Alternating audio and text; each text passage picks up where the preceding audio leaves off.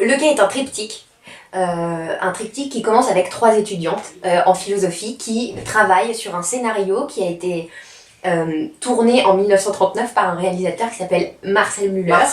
Et en fait, elles poursuivent leurs recherches et ça va les mener jusqu'en 1865, donc bien avant. Et toute l'intrigue va tourner autour de l'auteur de ce scénario, ce fameux scénario, parce qu'en 1865, le cinéma n'existe pas, donc comment elle aurait pu écrire un scénario? Et voilà la première partie. Paf! Deuxième partie. C'est un court-métrage de 6 minutes sur le gros plan.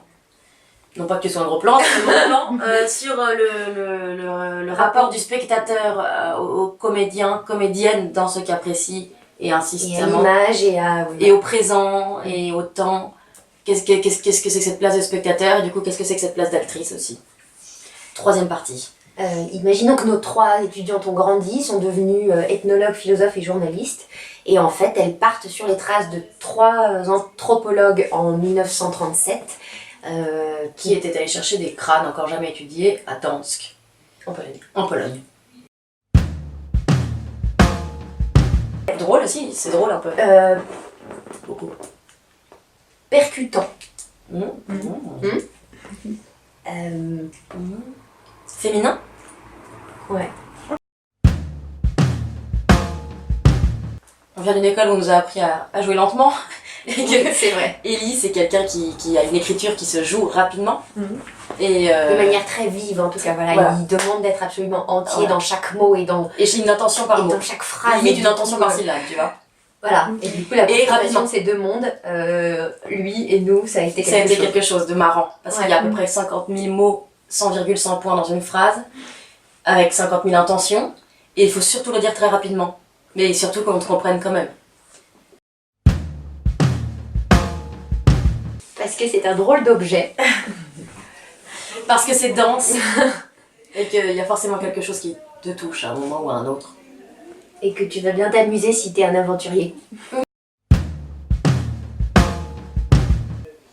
j'aimerais bien parler d'un bouquin qui s'appelle Le jour où Nina Simone a cessé de chanter.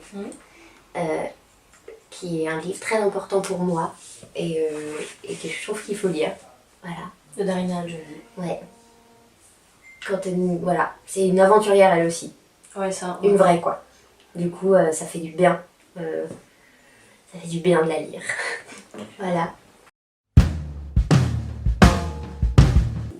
L'amour, le théâtre, c'est vrai, c'est ce qui nous tient. Enfin, moi, c'est ce qui me tient dans la vie, clairement. Les gens. Et raconter les humains, raconter des histoires, se laisser surprendre, se laisser balader. En vivre tout un tas. Ouais. Et les partager.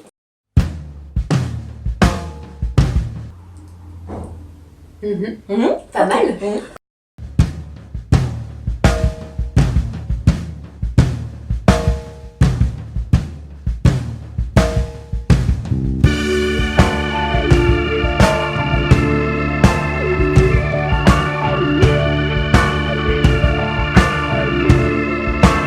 D'accord, il faut qu'on laisse du suspense quand même, je trouve. Ouais, ok.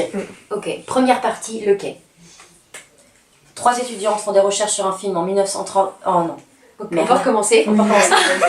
Allez-y, tu vas sur un tronc. Ok, 3 étudiantes font des recherches. Ah, c'est un triptyque. Ok, on recommence. Ok, on recommence.